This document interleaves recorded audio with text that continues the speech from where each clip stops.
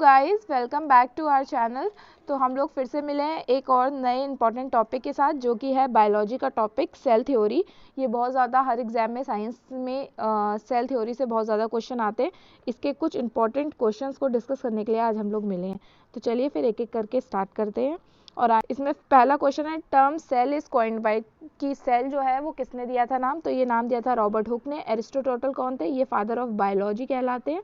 और प्रिकिंजी कौन है? प्रिकिंजी जो है वो फादर ऑफ, या जिन्होंने डिस्कवरी की थी प्रोटोप्लाज्म की, वो है। ठीक है।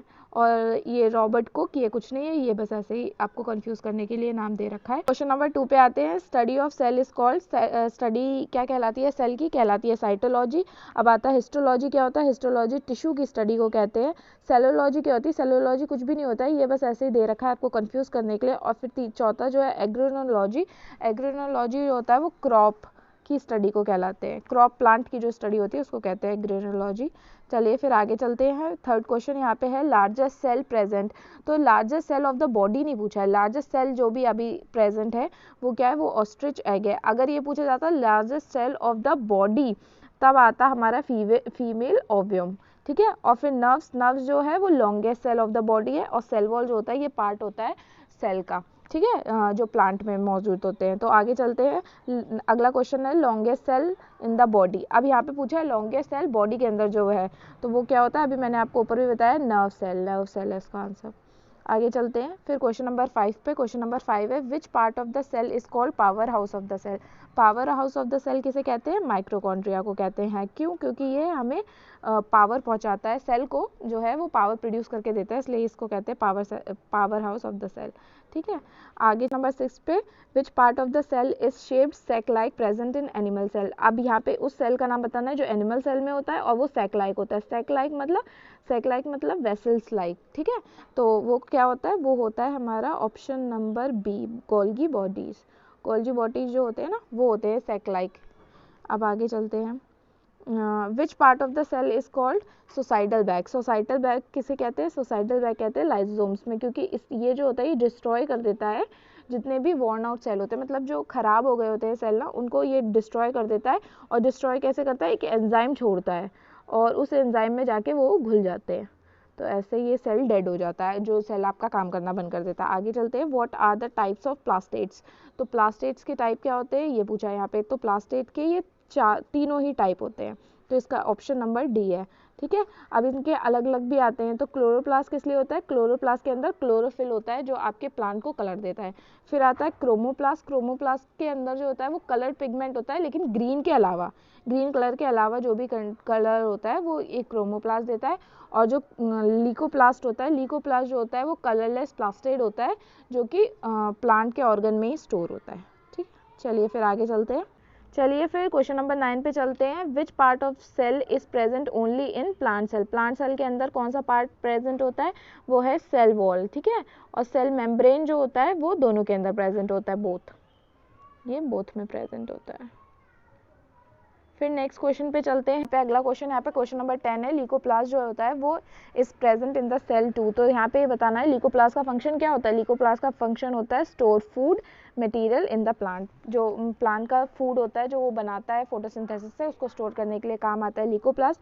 अब बाकी ये तीन भी कोई किसी ना किसी पार्ट ऑफ द सेल के ही फंक्शन है, तो ये भी बताने हैं। Maintain rigidity in the plant cell, तो ये क्या होते हैं? वेस्यूल्स। ठीक है, वेस्यूल्स। ठीक है। अगला है इनिशिएट सेल डिवीजन। जो सेल डिवीजन को स्टार्ट करते हैं किसमें? एनिमल सेल में, क्योंकि उसी में डिवीजन होता है। तो ये क्या है? सेंट्रोसोम्स है ना। अब आगे चलते हैं। अगला जो है provide colour to the cell. अभी मैंने ऊपर भी बताया था क्रोमोप्लास्ट, क्योंकि जो मेन कलर होता है वो तो यही सब लोग यही प्रोवाइड करता है, सारे कलर ग्रीन को छोड़ के। जो ग्रीन, अगर ये पूछा जाएगा ग्रीन कलर प्लांट को कौन देता है, तो वहाँ पे होगा क्लोरोफिल। चलिए फिर अगले क्वेश्चन पे आ जाते हैं। क्वेश्चन नंबर 11 में, which part of the cell has the function to synthesise protein. किसका काम होता है सिंथेसाइज करना प्रोटीन को, मतलब बनाना? वो होता है राइजोसोम्स का। और यहाँ पे एक और प्रोटीन से रिलेटेड अच्छा क्वेश्चन है, वो है गोल्जी बॉडीज़। तो गोल्जी बॉडीज़ क्या करता है, गोल्जी बॉडीज़ उसको सेक्रेट करता है, मतलब बाहर निकालता है सेल में, जहाँ उसे अलग पार्ट में भेजता है। ठीक है, आगे चलते हैं क्वेश्चन नंबर 12 पे। Chromosomes are made up of, chromosomes किसके बने होते हैं, क्रोमोसोम्स बने होते हैं डीएनए और प्रोटीन के। इसको याद रखिएगा, ये सब बहुत इंपॉर्टेंट क्वेश्चन है, ज़रूर आते हैं। आते हैं आगे क्वेश्चन नंबर 13 पे। तो jelly like substance present inside the cell is known as, तो जेली लाइक सब्सटेंस होता है जो प्रेजेंट होता है सेल के अंदर, वो क्या होता है, वो होता है साइटोप्लाज्म। ठीक है, आगे चलते हैं क्वेश्चन नंबर 14 पे। ब्लू ग्रीन एल्गे आर, तो ब्लू और ग्रीन एल्गे क्या होते हैं, दोनों होते हैं, वो प्रोकैरियोटिक भी होते हैं और वो यूकैरियोटिक भी होते हैं, दोनों होते हैं वो। ठीक है, आगे चलते हैं फिर क्वेश्चन नंबर 15 पे। Which among the following sentence is not correct about the organelles, जो अलग अलग ऑर्गेनेलीज मतलब अलग अलग पार्ट ऑफ द सेल हैं, उनके बारे में क्या चीज़ सही नहीं है, तो ये चीज़ सही नहीं है। They are found in all eukaryotic cell, eukaryotic सारे सेल में ये पाए जाते हैं, ये बात गलत है, प्रोकैरियोटिक्स में भी होते हैं। आगे चलते हैं, the scientist who saw the living cell for the first time. अब मैंने जैसे फर्स्ट क्वेश्चन में बताया था, रॉबर्ट हुक ने उसका नाम रखा था सेल, लेकिन सबसे पहले इसको देखा किसने था, सबसे पहले इसके बारे में बताया था ल्यून्स हॉक ने, बट उसको उस टाइम कोई नाम नहीं दिया, तो उसको नाम देने वाले जो थे वो रॉबर्ट हुक थे।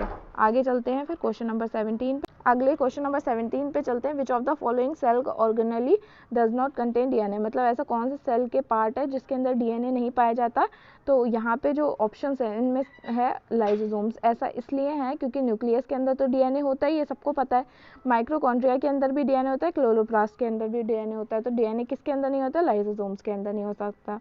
आगे चलते हैं क्वेश्चन नंबर 18 पे। The total number of chromosomes in a normal human bodies are, अब यहाँ पे बहुत बच्चे गलत करेंगे, इसका राइट आंसर है 46।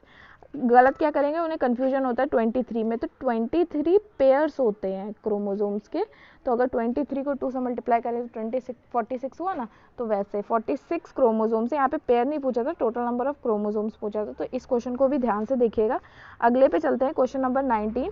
Pigments containing bodies that are bounded by the membrane are called, ठीक है, ऐसे पिगमेंट बताइए जो बॉडीज से बाउंड होते हैं मेम्ब्रेन में, तो ऐसे क्या होते हैं, प्लास्टेट्स। अभी मैंने बताया आपको जिसके अंदर कलर है वो क्या है, प्लास्टेट्स के पार्ट है। क्या क्या पार्ट थे, इसके पार्ट्स थे क्लोरोप्लास्ट, क्रोमोप्लास्ट और ल्यूकोप्लास्ट। ठीक है, आगे चलते हैं। The Golgi complex is responsible for transporting, modifying and packaging. अभी मैंने आपको बताया था सेक्रीट करने के काम क्या आता है, गोल्जी बॉडीज, और बनाने के काम कौन आता है, लाइसोसोम्स।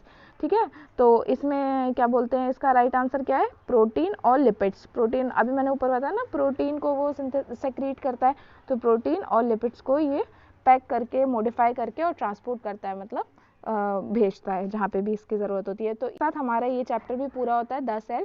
तो आपको जो सेल थ्योरी है या 10 सेल है, इसके अगर आपने कहीं से भी इसको पढ़ रखा है तो आप इन क्वेश्चंस को ईजिली कर पाएंगे, और अगर आप इनमें 20 में से अगर आप 15 भी कर पा रहे हैं ना, तो आप ये समझिए आपकी प्रिपरेशन बहुत अच्छी है।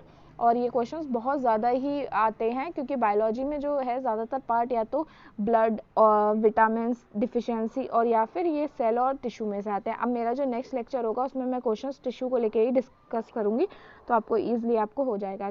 चलिए फिर इसी के साथ में फिर से मिलते हैं। Okay bye.